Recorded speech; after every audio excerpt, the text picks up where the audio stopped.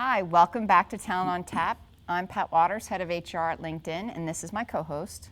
I'm Brendan Brown. I head up talent acquisition at LinkedIn. Today, we're going to talk about company culture. You've all probably heard it said, culture eats strategy for breakfast. What's that about? Well, not only does it eat strategy, but I think what you're going to hear about today is the fact that culture is something that you should be seeking, you should be learning about. It will define who you become as a leader in the organization. Culture not only impacts success of companies, it will impact your success.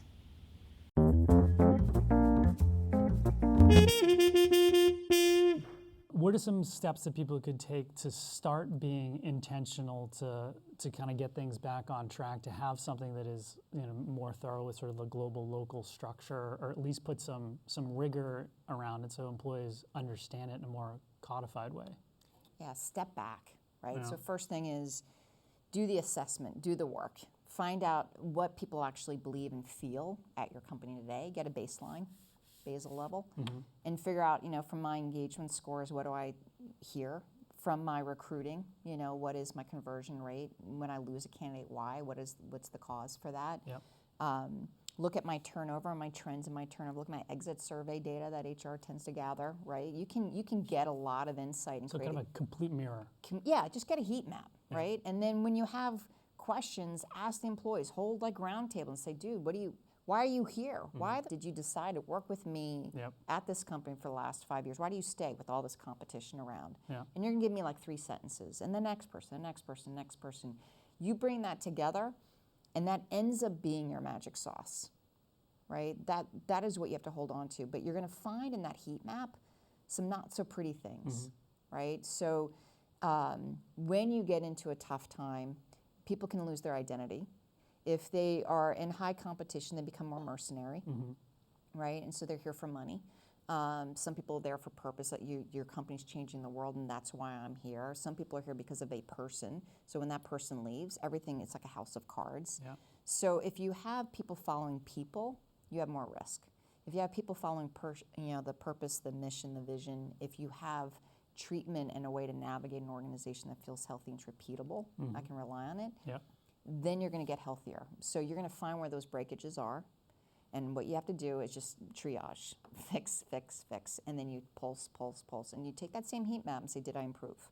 Did I improve? Did I improve? Until at some point, it takes about 2 years for large-scale change to happen, they will have that culture in their DNA. There's been the statement, culture eats strategy. Every day, baby. Why?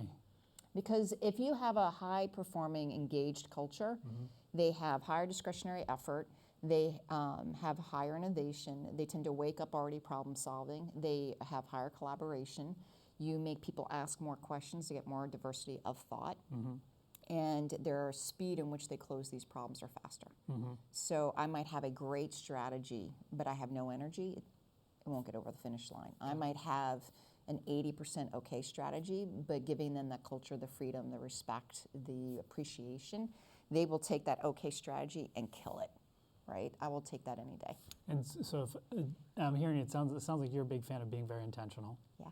So advice to people starting companies or growing or scaling companies would be, if you're not being intentional, like time out, step back, make sure you're being intentional.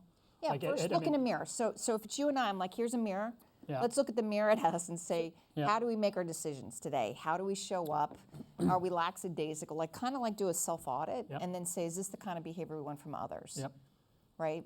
So we should role model it. And if we can't role model it, then maybe it's not going to really be true over time and to be that founder you just talked about. Why do people not do it, in your experience? Do culture? Because you hear about it all the time, right?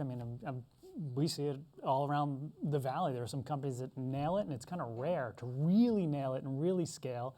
And there are lots of companies who may say that it's important, but you say, like, articulate for me how it works or what your values are. A lot of people are still not clear. From startup to scale up, understanding the value of culture is also a life cycle aha moment. And what the VCs and what other founders are discovering is that impact of culture. So Reid Hoffman, in his upcoming book, is talking about the value of culture. And when he learned it was magic, right? The VC firms are now hiring people that do HR, that are talent experts to help identify great talent, to set up a culture, understand how you want to lead and how you want to be. And that's a competitive differentiator, right? Because the people you bring in tend to stay, right? They tend to be engaged. If you have a high purpose-driven organization, they tend to kick ass. And so if you don't corral that, if you don't harness that today, then it's an opportunity cost and a loss of customer, loss of innovation, loss of whatever, right? You can actually probably measure it. Great.